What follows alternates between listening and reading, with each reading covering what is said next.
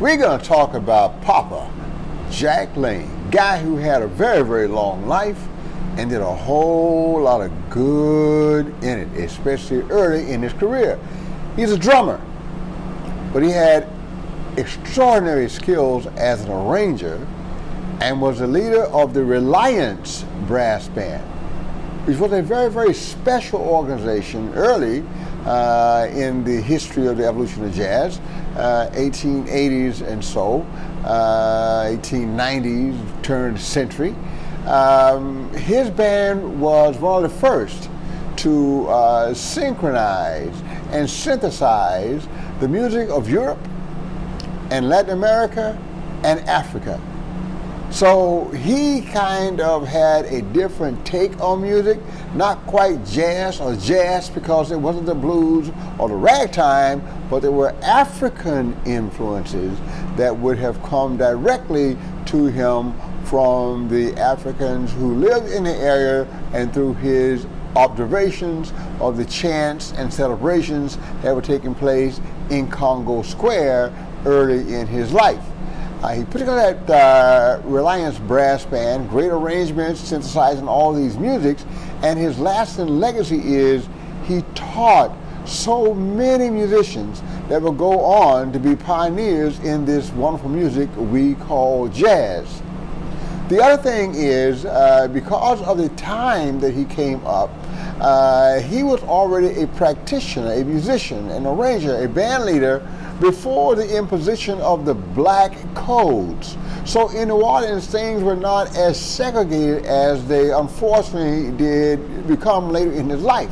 So his earlier groups probably had whites and blacks and mulattoes and Creoles, both Spanish Creoles and French Creoles, all playing in the same organizations. As the segregationists moved into the area and became more aggressive in their views, he would quite often be challenged by the membership of his ensembles, at which time, rather than say, well, no, that's a mulatto, he'd say, well, no, that's really a Cuban, or that's really a Sicilian, or that's really anything but tell the truth about the ethnicity of the person in question. He didn't have much time for that segregationist stuff. One of the unfortunate aspects of that situation is that a lot of the members who were in this group eventually became known as the original Dixieland Jazz Band. They did make the first jazz recording and claimed to be the originators of jazz, although we all know that jazz was being played around the area for 20 years before they ever started to do what they were doing, and that their big hit, $1 million hit as a matter of fact, Livery Stable Blues, was based off a piece that Freddie Keppard had done. Papa Jack Laine probably did not take much pleasure in their success because of the obvious racism that was connected with their popularity and their attitudes toward where their music actually came from. Papa Jack lived for a very, very long time. He saw many, many changes. He saw a lot of his members become great contributors to this great music we call jazz.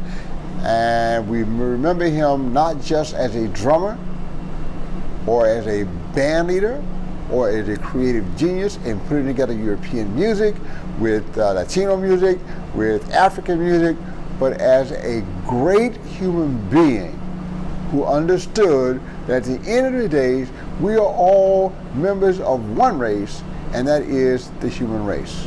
Papa Jack Laine, thank you so much.